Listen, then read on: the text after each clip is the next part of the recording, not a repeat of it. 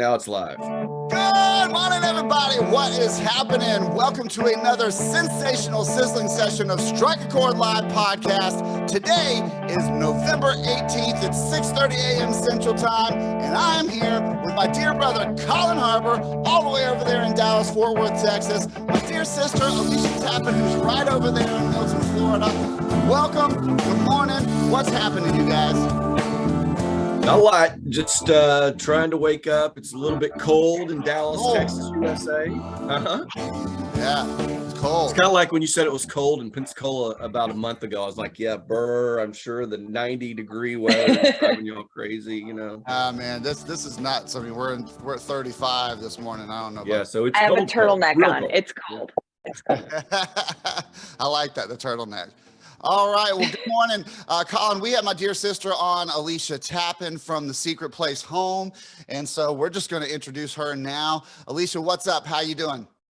Good morning. Thanks for having me, you guys. And I'm just grateful to be here on a Friday, kicking it off, TGIF style.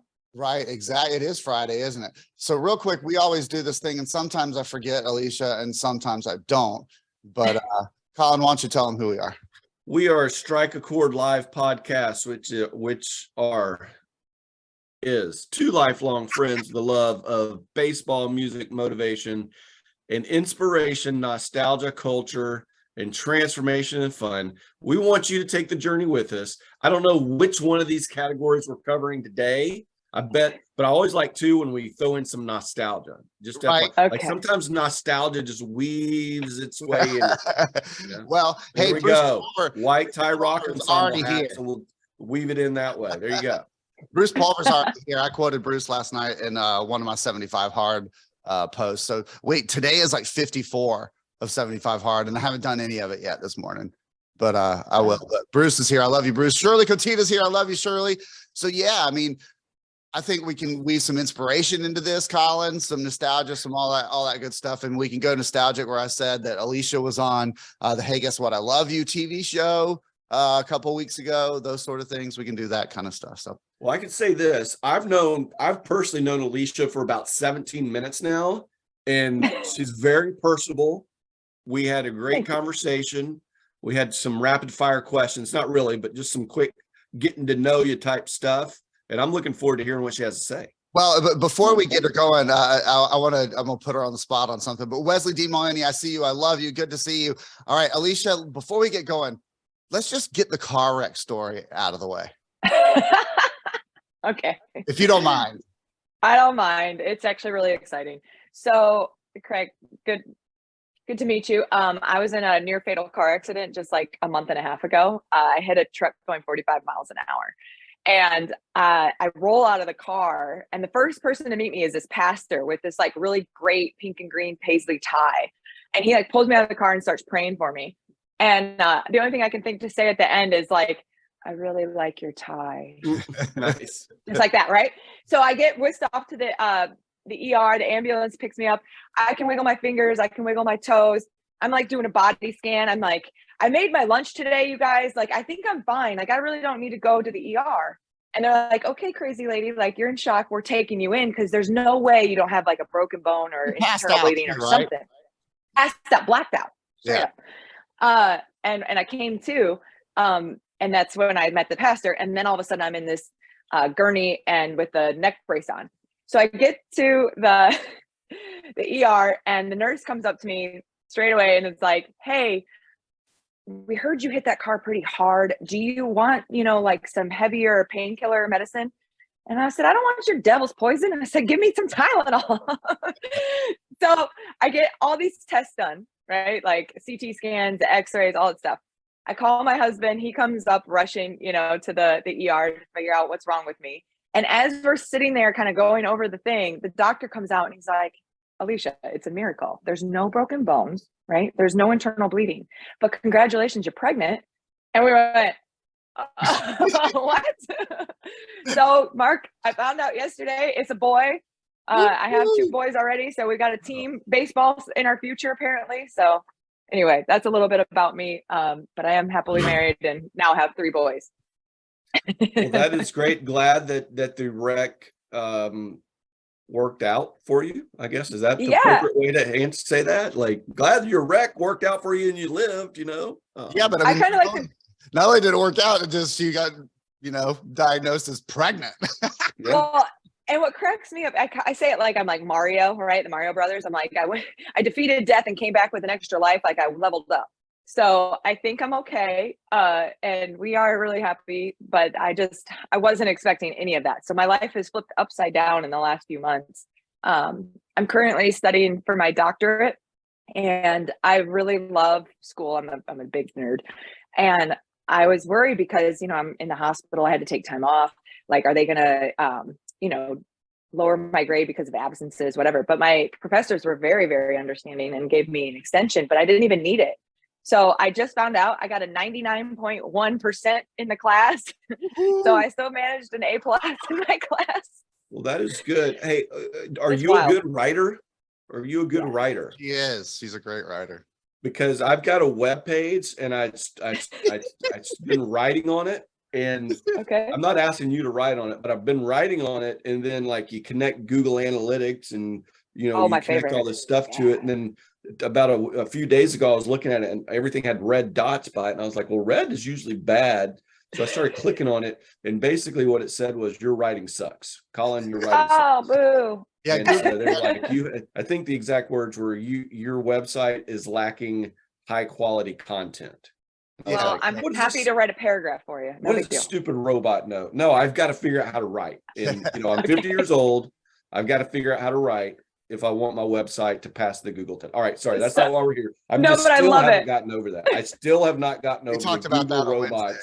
telling me I I'm would a be horrible burned. writer. Yeah, no, I would have been burned too. And especially because I actually just learned how to write a paragraph this past year. I'm 37, and writing this, intelligent 36-page paper, they were like, but make sure you write your paragraphs like this: the introduction, the evidence, the analysis, and then a transition.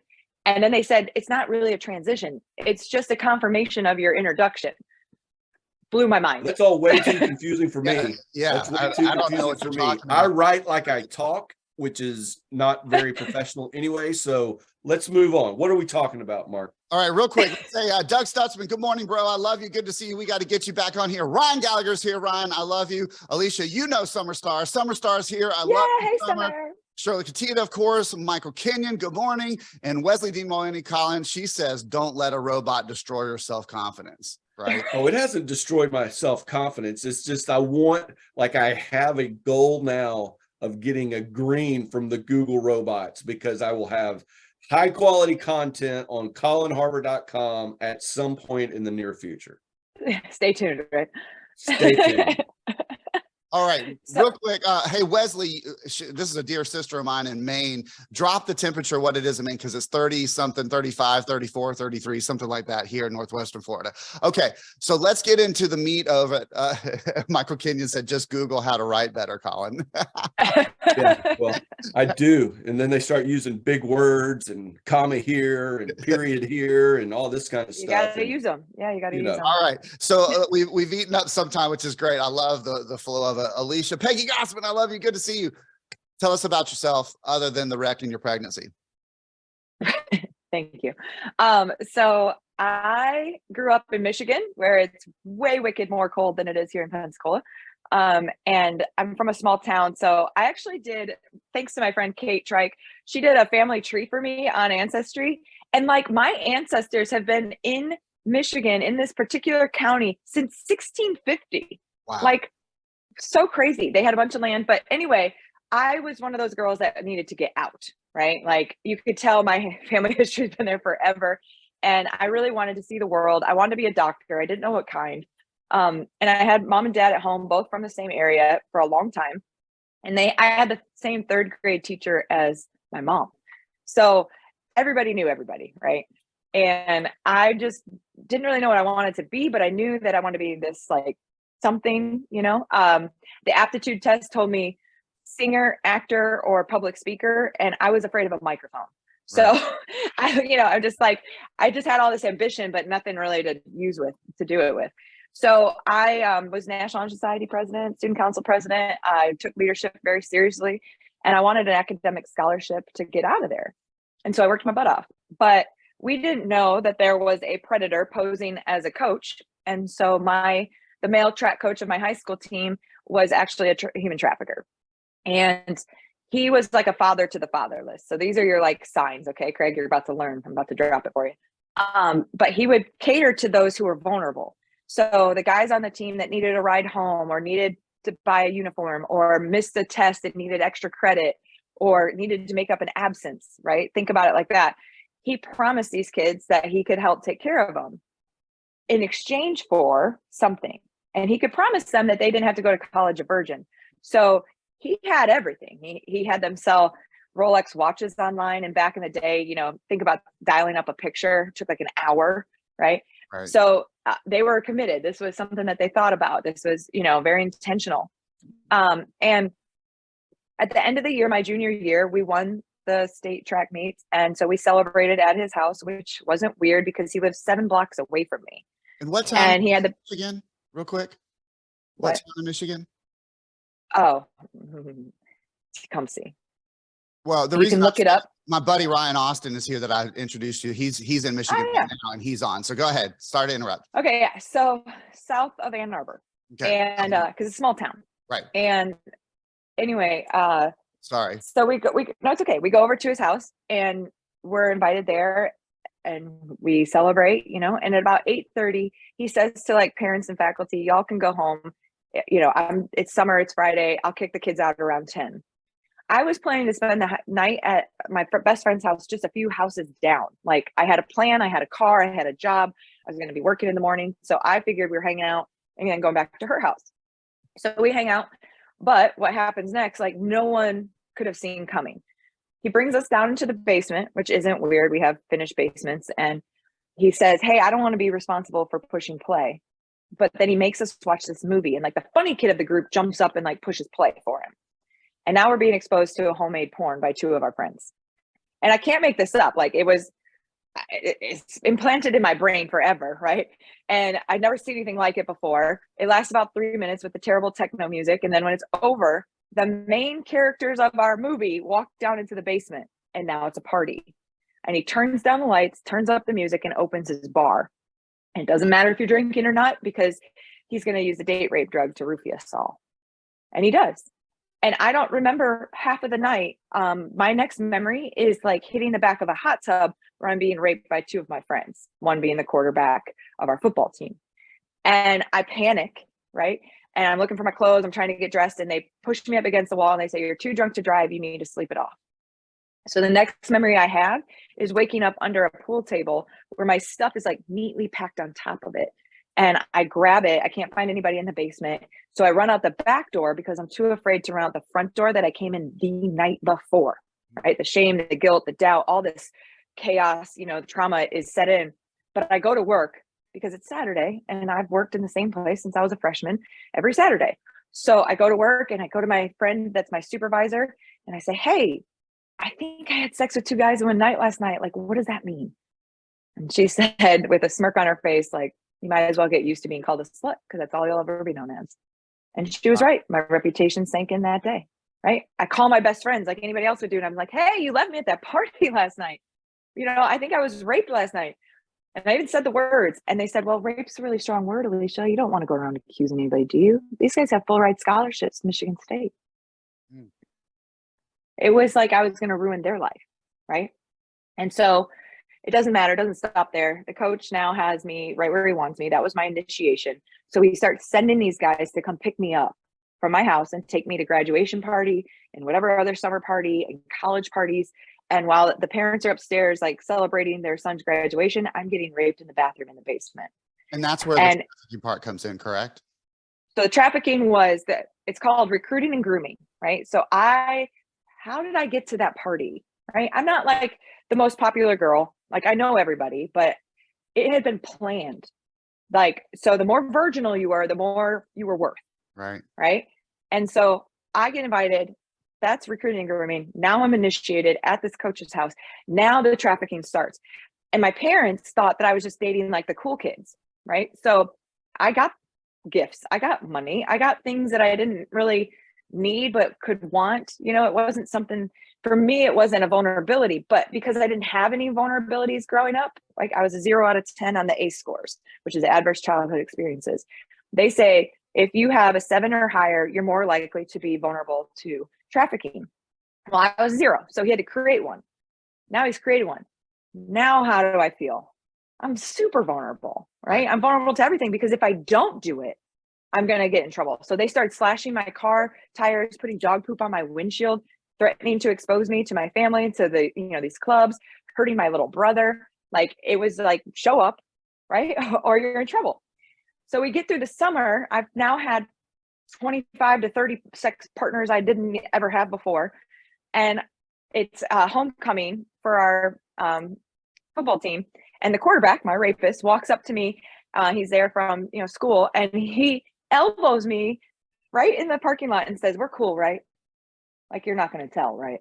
Right. And I knew that's what that meant. So as a girl who was up here, confidence, had her stuff together, right? Now all of a sudden I'm way down here because I can't figure out how to rewire what happened to me in my brain. So I started cutting myself, popping pills, drinking, smoking, everything that anybody does. I attempted suicide 3 times. I couldn't die, right, Craig? Like, why live and you can't die? So what's your purpose? Like, what is the point of me being here? Right. I am lucky, though. The athletic director caught on. He sort of said something to me like this, "Alicia, what happened to you?" Like that, and it was like a moment where I felt like, it wasn't like, "What did you do? Why are you acting like that?" I got kicked off of all of those clubs by parents and advisors that my parents knew, right? And those People that I, correct? Like a lot of the superiors were in on it, right? right. So the math teacher, my senior year, said, "Alicia, we're going to have an end of the year semester party, but not that kind of party." Like, they knew. Wow. So the athletic director figures this out. I, for whatever reason, because of the way he said it to me, "What happened to you?" as Pinnacle, right? I said, "I think I was raped this summer. I don't really know, but I don't want to make a big deal out of it." Well, he started an investigation behind my back, which I was grateful for, but I didn't know. And he started to ask students, right? "Have you heard about what happened to Alicia?" And they did. They knew. They even wrote it down, 17 written testimonies saying I was raped in a hot tub that night. Wow. Because the coach, while I'm getting raped, is recording it with his video camera above it on top of this balcony. He had 33 other sex tapes just like mine, with girls at a school before mine, my school, and the school after mine. Again, human trafficking. So we didn't know all of this stuff was happening as students, but we knew something was kind of going on. So I get called down to the guidance counselor's office, and so I'll kind of wrap up my history. But I was scared to death, right? I was scared to death. I've been called down to the office a million times to help exchange students, to buy breakfast for staff, to do pep rallies. And this time I'm getting called down there, and I knew I was in trouble. Like, my heart sank. And they pulled me in, and there's law enforcement, these women from a shelter, guidance counselor, dean of students, the principal, the athletic director, all in this tiny office. And they're like, "Alicia, what happened to you last summer?" I pled the fifth. I didn't know. My friends told me I wasn't raped. These teachers say, "You're a slut." Like, everybody's writing my name in the bathroom for a good time call. Like, I have to clean up my own vandalism. I don't know what happened to me. And so they started showing me those papers one after another. Alicia was raped in this hot tub, right? And I eventually said, "Okay, yeah, that's what happened. That's exactly what happened." And so they said, they need to use my testimony in order for us to prosecute, because we have to go up to the coach, the guys, and actually the entire school district, because there's other teachers involved. The president of the Board of Education was involved. Other staff and faculty had been at these parties. And so, the only way to do this is with your testimony. And if you can, rally these other girls, these other 33, victims. And so we did. They showed up all up at my house, right? Their moms, everybody. They're like, "Check this guy down. We're going to castrate him, throw him in jail." And I just remember thinking, like, I don't want to do this. Like, I don't want to lead this. I got accepted to the University of West Florida for college because I traded my full ride at Michigan State to lifetime of student loans to get the crap out of Michigan, right? I didn't want to be there. But I just felt in my heart, like, and my mom kind of looked at me. She could see that there was something, struggling there. And she said, Alicia, if not you, then who? Like, who's going to take this guy down? He's gotten away with it for years, right? And that was enough for me to say, yeah, okay, let's do this. But I wasn't in the good like healthcare space, right? Like I had destroyed my body, my brain was broken, I had so much trauma. There wasn't any counseling that was going to help me at that time because no one wanted to really dig into the actual problem because we didn't have a word for it, right? This rape thing was there, but how did I get in the hot tub? What happened to me after, right? No one could like get that. So we go to court, they call my case rape and conspiracy. All those other girls dropped out. It was me versus my hometown school district. I had to ride up and down the elevator with my rapist and my trafficker. Like it was awful. I was re-victimized 100 times. And I remember the prosecuting attorney looking at me and saying, how do you know you didn't rape them? Whoa. And in that moment, I was like, well, maybe they're victims too. Like I can't say it, you know, but I thought that, and it was, I mean, it's true. We were kids, we're under 18. We can't consent. Like legally in this type of case, we're all victims, right? But we didn't have the words human trafficking to sort of understand that. So instead it's this conspiracy thing. We win, yay. But for me, it wasn't like a big deal because I was like, I don't understand what this rape and conspiracy thing is. Like, there was no closure for me, right? My rapist get 2 or 5 years of sex offender registries, and my trafficker got 5 years in jail.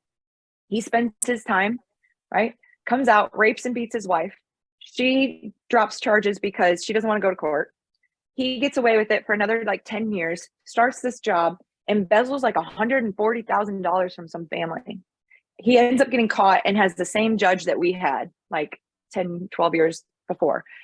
And I have it written in an article. I printed it, and it says, if it wasn't for the girl in the hot tub, we wouldn't know how evil this man was. And now he's in prison for life. Wow. So imagine all of that, right? In like a little 17-year-old brain. Right. I have no idea. I don't, you know, and so I made terrible choices for like the next decade, terrible choices. And I started self-exploiting, you know, my worth was worth it, what somebody gave me attention to. I mean, I got my master's degree, which was great. I finished college and kept going because I knew I had a purpose, right? But the girl who wanted to be a doctor, she was gone. Right. She was gone. She didn't exist, right? She started getting tattoos. She was drinking every day. She was smoking weed every day. She didn't care about herself. She didn't care if she lived or died. She destroyed people, you know, like, and with no like reconciliation that I was operating severely out of trauma. And so the good news is, right, something happens in a good way. I meet this guy who is the only guy in my age that goes to the bar I work at. And he just kept talking to me about my potential, right? I never had a boyfriend or a date or anything that like talked about my intelligence. They just looked at my body, right? So when he started doing that, I started asking questions like, why am I here? What am I here for? And eventually he asked me to marry him. And I actually said, are you effing kidding me?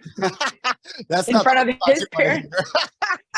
Yeah, in front of my parents, in front of his parents. He was like, I thought you might be like sad or cry, but I didn't think you'd be mad. But I was damaged goods, y'all. Like I couldn't have babies. The doctors already told me like that wasn't going to happen for me. So there was no family aspect for me. You know, I can't seem to get a good job. Like, it doesn't matter how many degrees I have at this point. It's like, I still can't get hired in the place I want to be. And so I convinced him to move from Colorado all the way back here to Pensacola, which, you know, my family had come down here now from Michigan and kind of supported me because I was struggling a lot all the time, but I moved. I wasn't running, but I moved away.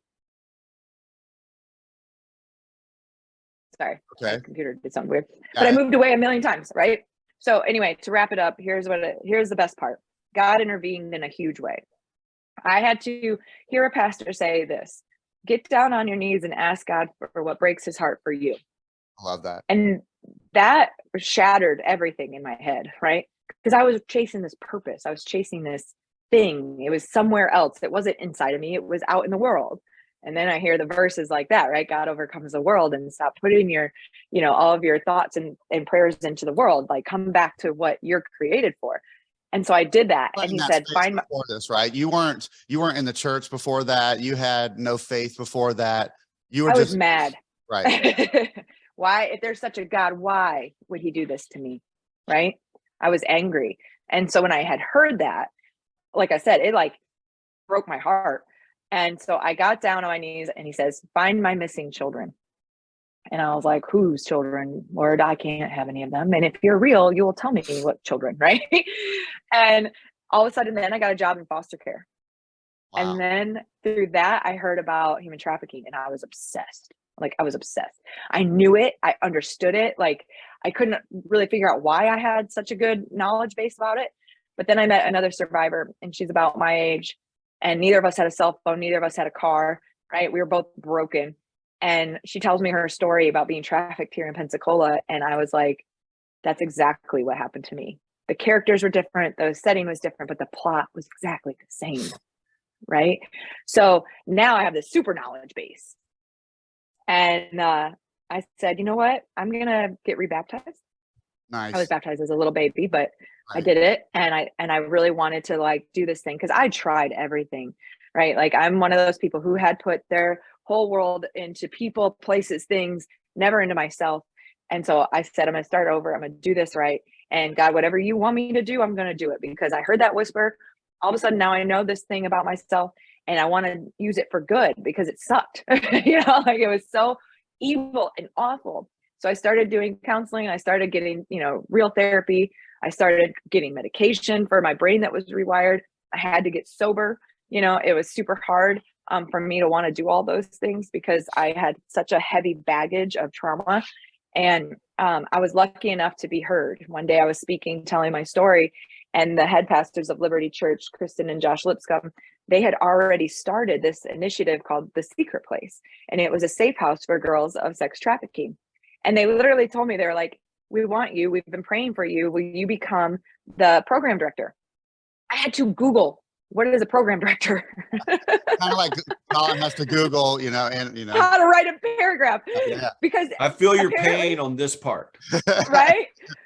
Because I was like, I'm not qualified. Like, I can't get a job like anywhere. Like, and now all of a sudden you want me to lead this thing? And I was overqualified by like the definition. And I knew it. I couldn't prove it by my entry level position, work, but I knew it based on my education, my experience, and my leadership background. And so we did it. We opened up a safe house. It took 2 years to write the program. We opened in 2020. We got hit by COVID. We got hit by Hurricane Sally over here. It was the hardest thing we ever did. And I feel like God literally made us do it so we could learn what not to do. And Right. so in 2021, we shut the doors of the safe house because we knew the residential program was too expensive. We were getting kids that needed higher levels of care, and honestly, I was like, this isn't what I want to do. Like, I thought it was, but it wasn't. I knew that like we needed to educate more. Our community has no idea what this stuff is. And that's on a grand scale. That's not just here in our area. And we needed to be able to get to their families. Like, we have generational familial sex trafficking happening around the nation. And how do you touch those kids, right? Well, and obviously Because we're in a hotbed because we're in the I-10 corridor, right? Florida. Exactly. So Florida has a lot of cool pieces that make us attractive, but they actually can be very vulnerable. Number one, we're a transient state. And especially in our area, we have spring breakers, summer breakers, snowbirds. We have college kids. We have the military, right? So we have people who are traveling all the time through our area. We have an international airport and seaport, plus the I-10 corridor that gets us all the way to California in 3 days or less. Right. So we're a hot spot, right? And when you know that, that means that there is going to be a lot of like third party pimping, people who are pretending to be boyfriends, pretending to have a job, all that. But we have familial sex trafficking, meaning that their parents thought that this was normal. So they did it to their kids. And the reason why they're doing it is for food, water, shelter. The drugs are how they cope. People get that all backwards all the time. They're just doing it for drugs. No one really wants to do that to their kids. But because they think this is normal, right? Then that's what they've been doing. And so they're breeding this generational stuff. So we've got to get in the schools. We've got to get in the churches. We got to get wherever kids are and start teaching them to say no, 10 different ways to say no. So it's been a very interesting process. And this is where I'll kind of get to the secret place is amazing. Like, we now know how to work with these kids and advocate for them. We're in DJJ, we're getting in the jails, we're in front of the judges. We're saying, hey, let's look at the root of the problem, which is their sex, trafficking problem, not the behaviors of how they're acting right now. Let's go down here so that we can lift that root up, right? And then some of the behaviors will change. We offer them GEDs, driver's license. We feed them every week. And the whole point is to build them a community of safe people so that they know they can go back into our community and know the difference between right and wrong. Right now, like, they feel more safe with somebody who sells drugs and has a gun than they do with a case manager, because that person over here will protect them. Their case manager will violate them if they do something wrong, And so they have to choose the lesser of two evils. Go to jail or go get Baker acted, and they don't have that pathway in the middle. So the secret place exists to create and navigate that path of safety. And so we're just like super honored to be able to do this. I'm grateful. Like, we always say it's not ours, it's God's. Like, we're just here to be good servants. And that's the coolest way. So you can easily get involved. We have a website, thesecretplacehome.org. We're on Facebook, we're on Instagram. And we want people to care. It's one caring adult that makes a kid resilient. It's not like kids being resilient. They're not. You just have to teach them how. And if they have a good relationship and a good, community, then they don't need their family so much to rely on if they're being evil, right? They have people they can call, and they're not going to make them do anything for that favor. So, well, let's do this. It's really cool. Because we know we're running out of time, and I can feel you're rushing and you have so much to say. And I'm involved in the secret place, folks. I'm heavily involved, in not as much as I want to be, but I want to be more. But will you come back? Always. Okay. So, because your story could take up the whole 30 minutes, and then we need to get into the secret place. But if you would, when this is done, drop some links in the comments of this. I'm going to share it out, and then we'll have you back. I can't wait to see you tonight. Yeah, excited. And before we go, Colin, I'm going to tell you something. The really cool thing, Alicia and I are tight, like really, really tight. And we just met this past summer. Was it this past summer? In the spring, yeah. Yeah, spring. Okay, so the cool thing that happened, total God thing, Colin, and we'll jump off, is that Alicia and I were both walking the runway. You remember I did the fashion show for our dear friend Madrina Ciano for her charity. She's in so many charities, I can't remember which one it was. It's Covenant Care. Covenant Care.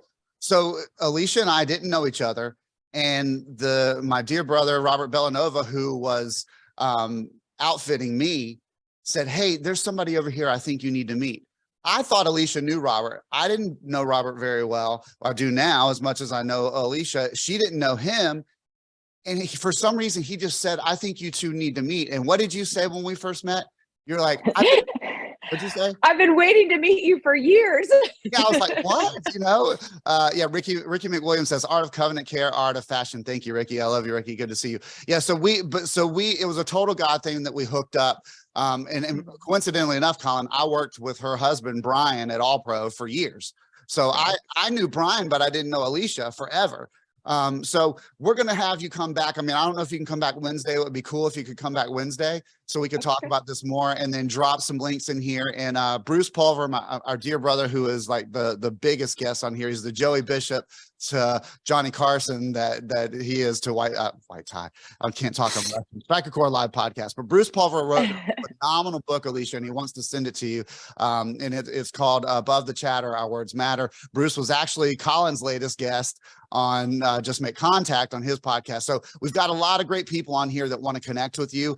Bruce, also, awesome. If you knew of Wellspring in Atlanta, a Wellspring Living in Atlanta. So there's some things that people want to do and connect with you. So we're going to wrap it up. But if you would come back, and I think I see Huntley Jimenez there. I love you, Huntley. Good to see you. Eric Hansen, I love you, brother. Good to see you. We got to jump on here because we have to take kids to school.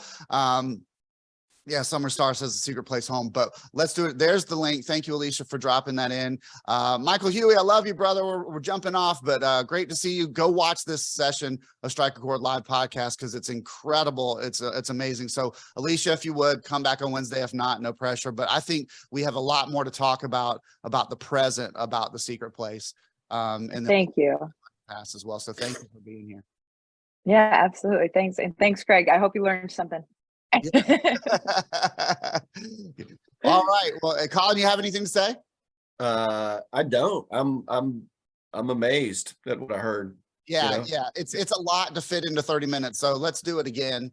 But this is great. And so thank you all for being here. We love you. Have a happy Friday. Once again, Alicia, I can't wait to see you in a little bit. It's going to be quick. Man, I've got to get my 75 hard on because I've got somewhere to be at 5 o'clock. Woo, let's go. We got to get dressed up. All right. Yeah, Thanks, I'm Colin. wearing my green suit. So. Bye. And watching Strike a Chord Live podcast with my dear brother Colin Harbor right there in Dallas, Fort Worth, Texas. And my dear sister Alicia Tappan is right here in Milton, Florida. We love each and every one of you. Thank you for listening and watching. We'll be back here Wednesday, 6:30 a.m. Central Time to do it all over again. Have a wonderful weekend. Stay safe, stay warm. Peace and chicken grease. We're out.